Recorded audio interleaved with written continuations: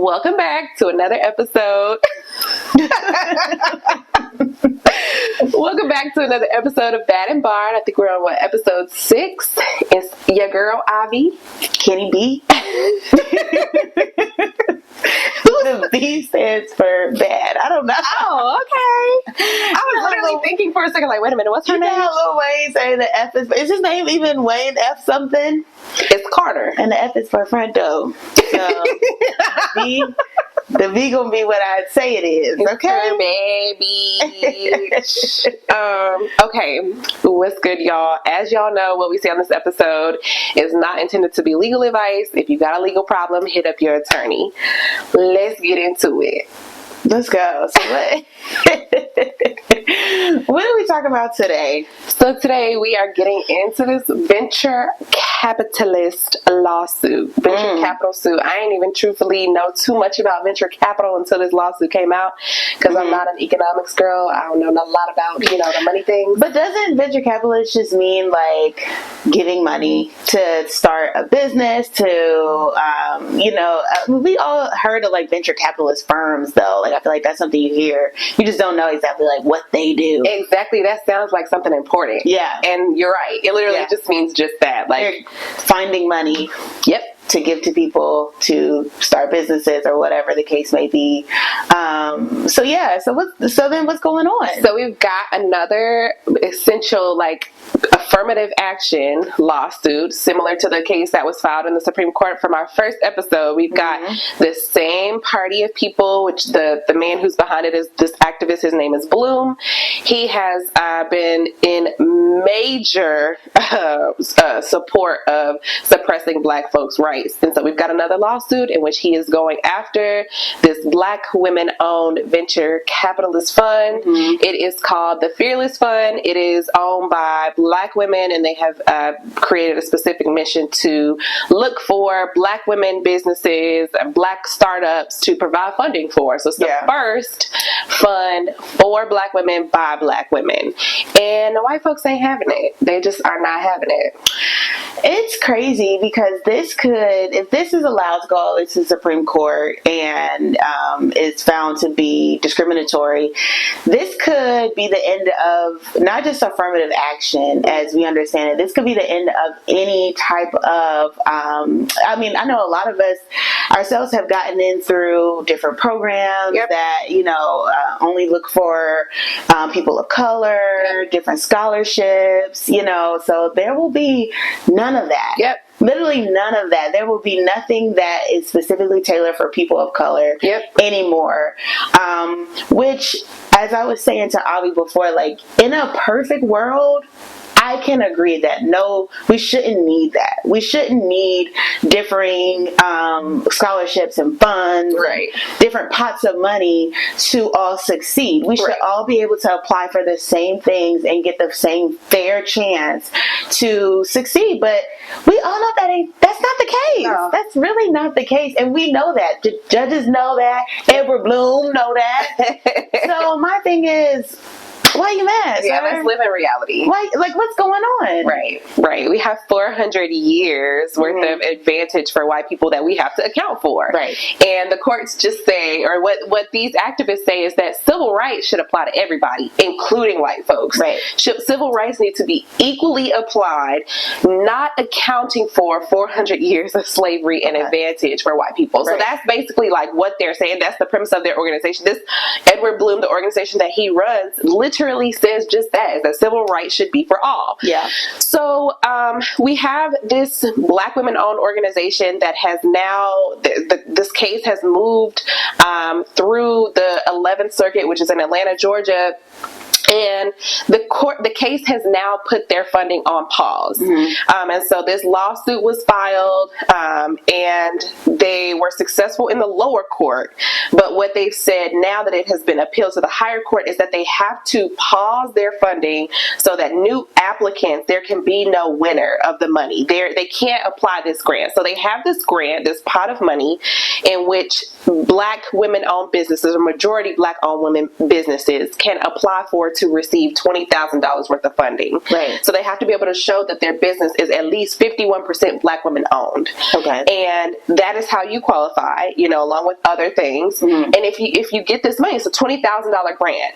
Now, we need to consider the fact that Black women-owned businesses are a slither, less than 3% of businesses nationwide. Mm-hmm. And they get less than Black-owned businesses, minority-owned women businesses get less than 1% of venture capital funds, period. Yeah. So we already ain't got the money. Right. We already don't have these coins. Mm-hmm. And they coming for the slither, the 30% of the funds that we do get, the $20K, they're coming for $20K. Yeah. Of all the funds that are out there, they're doing this to prove a point. Well, okay, so explain something to me. To our guest, what does that mean? You said, okay, they won in the lower court, they've gone to the appeals court. Yep. What exactly does that mean? Like, why, if they win in the lower court, is that not it? Yeah. How can this happen in appeals court and then possibly into the Supreme Court? Yeah, that's a really good question. So this is a federal lawsuit. So we have two different systems, which we talked about in our second episode. We have state cases and our federal cases. Our federal system, you can choose which jurisdiction you want to file in. This case was filed in federal court very intentionally. And federal judges are appointed, meaning put into place by our president. Right. Our presidents, if they're in term and there is a position that is opening for a judgeship, the president appoints them. And so we have this case in particular where it started in a district court, meaning that North Carolina has a district where we practice. It has several, Middle, Eastern, Western District. They file in the district court, and those are federal judges that are hearing those cases. If the parties are not satisfied with the judgment, they can appeal a case, meaning that I don't like what happened, I want to have it be heard again. So at the lower court, the Black women the Black women venture capital firm was successful. Then it was appealed, meaning the plaintiffs did not like what happened, and it moved up to the Court of Appeals, essentially. Right. And then if they don't like what happens there, it can keep moving up to the Supreme Court. Right. So this case is only in the very initial phase. So they have what is called a preliminary injunction, which is the phase that this part is at. So meaning before any of the evidence really gets out there, like before we have a trial, you can file in a civil case what is called a preliminary injunction, meaning I want you to rule in my favor right now that there is a strong likelihood that I will be successful on the merits, meaning that when we get to trial, it's likely that I'm going to win. Right. And that's what happened here. Or also, couldn't the other side say, like, but that's not necessarily called a preliminary injunction. Is it when the other side will say there's not even enough here to go anywhere else? So we should dismiss this. So it should be dismissed. Right. So it's kind of in that first phase of like people are just proving if they even have a case or what. Exactly. This is not even something that is going to go. It can go to Supreme Court, but it would be a long time, I guess, because they're just now arguing about like, is there even a case here? Yep. And that is kind of where I struggle as a law student, because we learn different things in law school, and it's kind of my contracts professor always call it law school land, because it's not real law. Like, they're teaching you the basics of the legal profession. They're teaching you, court cases and things like that. But that's not how it really goes. Not in practice. In practice and in real life. Because if you were to ask me any law student, this case shouldn't stand. Yep. Because there are so many other different cases where people have discriminated against people, or they have how they say you have a right to contract, because these women are entering into private contracts with private businesses. They're private businesses. They're entering into a contract with the private business. They shouldn't have any type of interference by the government at all. You are allowed to go into a contract with whoever you want to contract with, or not. I can say I don't like the way her hair is, and I don't want to go into a contract with her. The government can't make me do that. So that's why I'm confused. Like, how is this even a thing? How did they even bring in this? But I guess that's the argument where it is right now. Like, is this a thing? Can they do this? Is this going to stand? So you're right. So this is a private business, and we talked about this on our first episode, that private businesses can discriminate. At least that's what we said, that's what they told us. Well, that is when it comes to the Constitution, because the Constitution does not apply to us in our individual private capacity. But this person that has filed this lawsuit, this organization, they're smart. They didn't file under the Constitution this time because they know that it does not apply to these private businesses. They have filed under the Civil Rights Act of 1866, which does apply to everybody equally. And what the Civil Rights Act is very expansive, but the very specific clause that they filed under is saying that you cannot discriminate against people in terms of entering into contracts with them based upon your race. And so essentially the supporters of this lawsuit, white women who cannot get these funds, are saying that, hey, I applied for this money. I wanted to get the $20,000 grant, and I was disqualified because I am not Black. And what the argument is that the moment that you apply, you're entering into a contract, and the basis of the denial cannot be race. Which I think is total BS, because how am I entering into a contract with you when I'm just asking for money? Like, it is for the consideration of the money. It's not for the exchange. We learned in contracts that it is offer and the acceptance, The consideration, offer, acceptance are the parts. I'm just asking for you to consider me. And I said no. So go somewhere else. So that's where I think we see the politicization of the courts come into play. So we were talking about just a second ago these federal appointments. And so do you want to talk about why that's important here, this federal judge that we have on this case? So what it is with federal judges, like Avi was saying, they're appointed by the president. And obviously, if the president is Republican, he's going to appoint Republican judges. He's going to put everybody in place. It's smart. It makes sense. If I am somebody who likes the color blue, and I know that other people who are going to be in positions of power also like the color blue, I'm going to put them in positions of power, because that's the only way I can make sure the world stays blue. If I get everybody else into it. And so it makes sense. And then, so obviously the same works if there's a Democrat president. He will appoint mostly Democratic judges. It shouldn't be that way. That's not the way that it should go. And I think, like, if you have presidents like Obama or other people who do consider, like, both, and they're not just going to put in, like, whoever, their friends. But you have people like Trump, and he'll tell you, put in my friends. What you going to do about it? And there's nothing you can do, because once a federal judge is appointed, they have life tenure. It's the same for Supreme Court justices. That's why you don't see them change out, because they have life tenure. They can, retire if they choose, but they're not going to do that. So they have life tenure. So usually they're not off the court until they die. And that is the same with other federal judges who have been appointed by the president. You do not, or unless, there are obviously, like, other exceptions, like if you commit a crime or something, you're going to go. Things like that. But if you're just a halfway, decent person, and you don't, let me say, you don't commit a crime, I won't say a halfway decent person, but if you do kind of like what you're supposed to do, you're on there for life. So the next president can't just come in and say, all right, I want to kick you off and I want to put my people in now. Because obviously then we'd never have one consistent judge. They would all be changing out. So there are pros and cons to life tenure. I'm sure there's like several different conversations about that too. But it's pros and cons to it. But that's the reason why, we have some of the decisions that we have, because a lot of these judges, even though Trump is gone, he has still muddied the waters. We're still dealing with his aftermath. So that's why elections are are important, folks. Donald Trump has appointed this judge who was in this case, along with over 200 other federal judges across the United States. Yeah. We know we don't think about courts when we think about elections, right? Not until it affects you. Right. Not until you sit in a federal case, right, looking crazy, and your judge you find out was appointed by Donald Trump, and so now you're shaking in your boots. But we have 200 other like-minded people who have the right to decide our fate. Right. And it's really scary to think about the fact that we have these political appointees who are going to be there for life, like the Supreme Court justices, and there's really nothing that we can do about it. And so this case, like Kendall said earlier, has major implications, not only for Black people, for the community at large.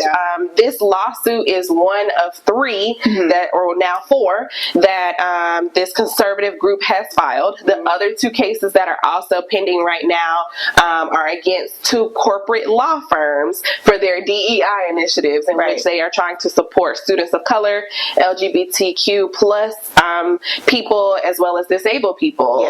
And so, we are going to, they got money, first of all, because filing suits and going through federal court is not a cheap process. Not cheap. They got hella bread stacked up, in which they intend to go after as many organizations, companies, corporations, law firms as they can to attack these rights. And I just really take problem with the fact that us as Democrats and people of color, we always fighting on the defensive. Like, why ain't nobody right now offensively, coming out and, speaking up? I mean, we have people that are, organizers and things like that speaking out against these cases. Still on defense, though. But, why are we ever affirmatively enforcing our rights? Right. These lawsuits, these laws that were filed as a result of really slavery, to say that we have these rights as Black people, are now being used in reverse to say that white people have the same rights as us. Yeah. And we just over here, la la la. Yeah. Well, I think that's probably, you already said it, because these laws that they're using were put in place to help us. These laws were put into place to make sure that Black people weren't being discriminated against. And you'll see various comments from Congress, everything that'll say that this was for Black people. Yep. This was not for anybody else. This was for Black people, and it's for Black people anyway. What? Girl. Anyway, this was for Black people and to help Black people, because it makes sense. Like, if the roles were reversed and we saw a scholarship or we saw an application for a grant or a fund that said you cannot apply if you are Black, that would be sick. Like, we would be like, what the hell is this? You're right. We would be up in arms, and rightfully so. Right. So it kind of makes sense on the back way to say, okay, if you are a white person and you read something like, you can't apply for this simply because you're white, it doesn't make sense. But like I said, those laws were put into place to help us because we needed it. Right. Nobody needs to tell nobody to not discriminate against white people. Exactly. They are the constant, the normal. Nobody has to tell people to treat them correctly. We shouldn't need a law like this, to tell people to treat us correctly, but we do. That's why they exist. And so it's so weird now how it's kind of clever. I give it to them, but how they have taken our laws that they know were put in place to help us and said, well, it never said this was for Black people, even though they know. They never said, specifically for Black people. This says you can't discriminate on color, and you're discriminating against me because I'm white. Yeah. So this works for me too. That's just that. I mean, we don't have no answers. We don't have an answer, Slay. I couldn't seem to tell. Like I said, I don't even know how this is a case. I don't even know how this is a thing. To me, it seems crazy, but we're living in a weird time. Yeah. And it's hopefully the right decision will be made, and this will not, because that's the thing. When things like the affirmative action cases happen, the Supreme Court case, a lot of different, different blooms. A lot of these different bloom type guys, they're going to do this. Whether they know they think they can win or not. Yeah. They're going to do stuff like this because, like, they got the money. They got the time. They don't got nothing better to do. Yeah. So they're going to push this even if they don't think they can win. Even if they don't know. Because at the end of the day, they might. And hell, now you got, the world is, one step backwards. But, so it is what it is. But y'all let us know at this point. The greats in the civil rights world say, the arc of justice, the arc of the universe bends towards justice. And so where we take one step forward, they always going to try to knock us 2 steps back. Right. But so long as we keep stepping forward, we keep our fight. I guess. Stay strong. I'm tired, boss. Okay. I ain't even started yet. Tired of fighting. But okay, what's our girl talk? Girl talk. I wish I was excited to talk about it, but I'm not. Why are you not excited? Because I'm getting into my inner thoughts about my body. I have talked about this on my TikTok, so body dysmorphia and all the things. We are talking about gaining weight as Black women. It's a lot. So post-COVID, we was eating during COVID. Like, we had snacks. I was always eating. I'm really not sure the COVID divide or what, but I've always ate like I ate. When we first went down in the lockdown, we had our COVID snacks. That was a thing. We had our COVID snacks. You always had your snacks? All right. Now, I honestly lost weight during COVID. Damn. Because I gained weight when I started working. Like, after graduation, undergrad, we left undergrad, and I started working. I'll be honest, went straight to law school. So she was still in, her law school bubble of, school and real world is different. So different. So I went to the real world right after graduation. And so that's when it hit me hard of like, God dang. And so that's when I really started eating. And so COVID for me was like a relief because I didn't have to work. Like, I was off. I was still getting my paycheck. Yeah. I was still getting my paycheck, still paid the same amount, and I didn't have to do anything. So I would literally walk like 3 miles every day. I was like walking every day. I was the happiest I ever been. That's why everybody be like, I hate COVID. I ate so much. I'm like, I had a time. Can we go back to that? But obviously, you have a difference. Yes, girl, I was stressed and depressed, honey, eating my feelings, life, and sorrows away because I had just started my career and was itching to be in a courtroom. And all of a sudden, all of my cases were knocked off of the court calendar. For whatever reason it may be, folks have gained weight. My mama said it ain't just us. It's everybody. It's everybody. Not just us. People have gained weight, and so now we have to figure out how to navigate in these bigger bodies. And I do want to acknowledge that there is a spectrum of fat. And so, I hate to say that word, but that just is what it is. Like, I don't want to. I know bigger people who will look at this and be like, "Y'all ain't even big. What y'all talking about?" There is a spectrum, but still, we are in mid-sized bodies, which in this American society is considered bigger, and that comes with implications, negative for us as Black women who are bigger. There is a line between thick and fat, truthfully. And now that I got these rolls on every which way, I've been riding it for a long time. I've been riding it for a while. And mine didn't necessarily come from COVID because I was truthfully my lowest weight during COVID. For me, it was postpartum. I went through after COVID, it was like, okay, whatever. But then I had a baby in 2021 and I had major postpartum depression and I was breastfeeding and I was eating everything in sight. And all I heard was, you're going to lose that weight, you're breastfeeding. But I was out eating the breastfeeding.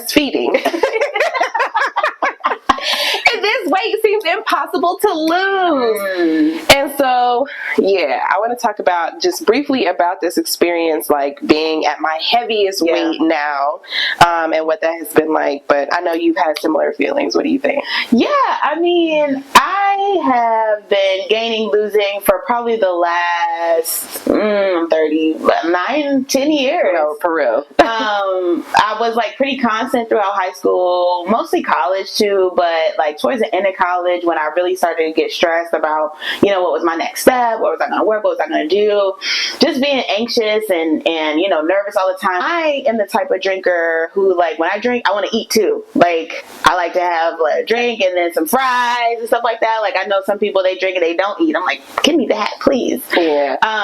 So yeah, just doing stuff like that made me eat a lot more. And then I would just like go through different phases of like being heavier, being smaller, because then I'd be like, all right, calm down, bring it on back. So I don't know, it's been a struggle because I feel like nobody's ever told me I was fat. Yeah. Like one guy told me I was fat, but that's because he was mad at me. And then when he wasn't mad at me anymore, he called me, he was like, because he said a lot of mean things to me, but the one thing he took back was like, you're not fat. So you could have took back a lot of the other stuff you said. But nobody's ever called to my face. Yeah. Nobody's ever called me big to my face. Nobody's ever called me fat. So it's always just like been an internal thing. Or even people have complimented me on my body at my biggest because I am shaped differently. Like I have boobs and I have, hips. So I've been at my heaviest weight and people were being like, yes, body. I'm like, no. Yeah. Nah, make that make sense, know? And so it can be polarizing, really, to you think you're presenting one way to the outside world, and you probably are. But then if people aren't necessarily confirming that for you, but you feel that, you're like, okay, am I crazy? What's going on? Yeah. Or then they're like, maybe I'm really not that big, and then I keep eating. And then it's really a problem, because nobody's going to call you big or whatever until you're, a certain way, and then you're completely far gone, and they're like, oh, you kind of got big, Yeah, no, I think that is literally like what you're describing is the body dysmorphia that most of us feel because of the societal pressures that we experience. Like, I'll never forget, what we see in the mirror is not necessarily what other people see, and I didn't know that. I feel like I'm the size of a cow. Yeah. But other people will look at me and say, you look fine. Like, my husband thinks that I'm crazy when I say, like, I don't feel sexy or I don't feel like whatever because I've gained this weight, and he's just like, I think you look fine. And it's like, it's fine for you to think that, but for me, this is a ruminating thought. It is a constant, persistent awareness of, like, my belly is protruding. I know that it is there in everything that I wear. I'm constantly thinking about it. And I know that we've been, like, like I said, the societal pressure that we face. Also, like, for me, it is from my family because, I have bigger women in my family, and they feel the same way. Like, I know that there's a sense of embarrassment, the tugging of the clothes, this, like, ugh, like, I'm every time aware. you take a picture, you gotta put the hand right here. You gotta turn a certain way, make sure you're hiding the fat. It's always a constant, like, hiding, shame, stigma if you've gained a little bit of weight. And so that has, naturally infused into my brain to the point where it's like, I gotta be losing weight, and I gotta be, like, exercising. And, I was just telling my husband about this. I'm jealous of him that he has, like, an activity, a hobby that he enjoys postpartum, out of our experience because we were heavy in the parenting world. For me, my thing that I do for myself is working out, and I don't necessarily enjoy it. It's just like I do it because I have to, because I feel like I need to get this weight up off me. And, I do acknowledge the health benefits of working out, so that is why I do it also. But truthfully, mostly, I just want to not be fat. Yeah. And, and so, like, I've done all the things. Like, I've worked out, I've eaten and eaten healthy, got a dietitian, and still, like, there's some weight that's just, like, impossible. It feels impossible to lose. So much so that I'm now on this, like, trying to find a plastic surgeon and, like, trying to get this fat removed surgically because I just can't see, like, I can't seem to spot reduce the fat. I can lose the weight in other areas, but not in this, like, not in my gut. It just won't go away. And so it is like, mental turmoil. And people, like you said, people will give you compliments like, yes, body, you thick, whatever. But then on social media, that is not what people are saying looks good. And I hate to say that social media, like, depicts our life or rules our life, but it's just the reality of the world that we exist in. It does in some way. Yeah, like, you're telling me that I look good in this body, but then who you tapping like on Instagram is a twig. Right. Her waist is this big, and she got big old boobs and big old butt. Like, I don't know. It's just a lot. It is a lot. Yeah, it can be a lot. And see, because I just got that off eating. But I personally have never had like a struggle losing weight. Yeah. Like when I put my mind to it, I can lose weight. It's never an issue for me. The only issue is remaining consistent. Like I cannot seem to do that for the life of me. And I will go long spurts, like months, you know, doing really well, eating really well, working out consistently. Then something will happen inevitably. And then it'll be like, okay, well, I ate bad for a couple days. Oh, well, I started eating bad for a couple weeks. Oh gosh, now we've gained every single pound, you know, that I lost. So it is, I don't know. We've not overcome this. No, like, certainly not. This is definitely something we're like going through actively. Right now. Yeah. And the consistency is really most people's problem. Like, you know, I have done the consistent thing. I even did the Wegovy. Everybody named Mama was on Ozempic, Wegovy, whatever. I did it in 5 pounds. In 5 months, I only lost 10 pounds, and it made me severely constipated. The side effects of it were not worth it for me. I had to get off of it because I'm shooting myself up with this shot once a week, and I ain't seeing no pounds drop. Yeah, you know, I know people that have experienced different ranges of success with Wegovy, or you know, some people lose the weight immediately, others later. But 5 months and 10 pounds, that's sick. Yeah. So I let that go. You know, I've been in the gym. I train twice a week and then work out 2 or 3 times. Other than that. And the eating sometimes is a hit or miss. For me, I'm an under-eater. Like, truthfully, I'll be so busy during the day, I'll look up and half the day is gone. I'm only eating a couple of handfuls of snacks. Yeah. Or like, I'll just be busy and tending to my son or whatever have you, working, and I ain't ate all day. It's been hours and upon hours, and so I know that that's not healthy, and my metabolism is slow. Yeah. But then when you do eat what you're supposed to be eating? Sometimes I do, but most of the time when I do eat, it's like I am so hungry that I need the heaviest thing that I can find, because I'm starving. Yeah.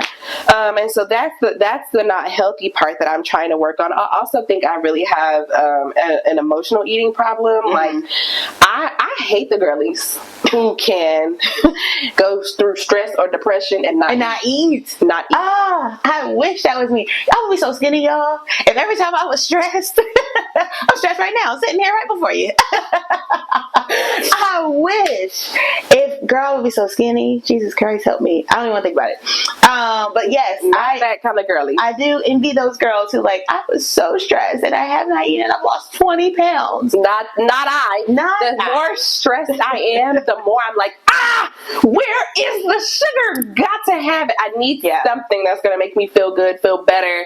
Like, I am certainly an emotional eater. And that part, like my unhealthy relationship with food is what messes me up every time. I'll be doing good and then I'll get stressed, right? And I eat everything in sight. Yeah. My mom laughs at me because I now, this is something I stick beside too. Chick-fil-A has healing powers. Okay? Y'all know how the song is, the blood that gives me strength? The Chick-fil-A that gives me strength. From day to day, honey. It will never lose. It will never lose. Okay. It's fine. She sure won't. She don't. That Chick-fil-A, I could be in such a mood. It could be even sometimes my stomach is hurting from whatever the case is. Now, you would think if your stomach is hurting, why would you go eat Chick-fil-A? I eat it and I instantly feel better. Never in my life heard that. What? Try it. Try it. Okay? Sometimes my stomach will be bubbling, boiling. Chick-fil-A gets it right on. So, yeah. No, mine is baking because I love to bake. So when you talk about this, and you talked about this the other episode, and I ain't got a strawberry cupcake yet. I did make pumpkin bread. I've been on this pumpkin bread kick. I'm now on my 3rd loaf that I'm about to bake today, actually, because it's really nobody wants that. Literally, no one wants it. No one wants it. She's the only person eating My dad came here last week. I cut him a slice. He left it on. My mother-in-law was here yesterday. I said, I'm going to go ahead and make the pumpkin loaf. She was like, I'm going to go ahead. I said, people are requesting this. Said, don't want that. I only one eating a whole loaf, and that's the problem. Okay, so obviously you're the problem. Because she has things that she makes well that people will eat. But she decides to make the one thing nobody else wants to eat and then blaming everybody else for why she got to eat the whole loaf. Now make that make sense. I feel like Bernie Mac. Make that make sense, America. Why is she doing that? Okay. Yeah. Well, next episode, I should have had a strawberry cupcake by now. And then we can revisit this. I'm going to try. Long story short, we're still actively working through this. Yes. It is a daily struggle for me. I don't know so much for you, because you, to me, look amazing. You look really good. You have, also tell the people that you lost 40, 50, 60, 700 pounds. Okay, not that much. I have just recently lost 50 pounds and I am trying to lose more. But but also, let's talk about it. I was pre-diabetic. I remember I called you. I was like, I'm dying. Yeah, I do remember that. I thought I was dying because the doctor called me. I went for a physical and they called me. You know how they say, if they don't call you, everything's fine. But if they call you. So when they called me, I'm shaking in my boots, okay? Stressed. I was stressed. And so they called and was like, your A1C was pretty high, which is the sugar levels, which lets you know if you have diabetes or what. And I can't remember what exactly the numbers are, but say for example, 15 is diabetic. I was 13 and a half, okay? I was on the line, and that really scared me. Because it's one thing to be bigger and to feel bigger, all these internal things. Yeah. But then you hear something like that, now it's affecting your health. Now you're not well because of this, because you like to eat Chick-fil-A, bitch. Calm down. And so that was one thing that definitely confirmed for me, all right, I gotta get serious. I gotta get this weight off of me one way or another. I haven't checked it yet. I gotta go back. I keep saying I'm gonna go back and see where I'm at now. But diabetes is something that runs in my family, and it's something that runs in a lot of black people's families. Yeah. And so it's it's one thing for us to just like to eat good food, and obviously it's all rooted in slavery and things like that, and why we eat how we eat. But I think we need to break these generational curses of diabetes and high blood pressure, high cholesterol. We have got to do better than the generation before us. The food is good, so I don't know what to tell you. It's like I said, it's a daily struggle. It is a daily struggle to eat right and to, because food can bring you comfort. Some people might not say that it will, but it does. I've been comforted before. It sure comforted me a time or two. So finding other avenues, we always talk about that, finding other ways to comfort ourselves when we're feeling stressed and things like that. So y'all let us know what y'all do. Yeah, we need ideas. Send help. We are working through it. And we appreciate y'all for listening, and also kudos to us for being open and vulnerable about a challenging subject that we're both currently working through. Yeah. Until next time, we shall see you good people on the next episode. Bye. It's been real.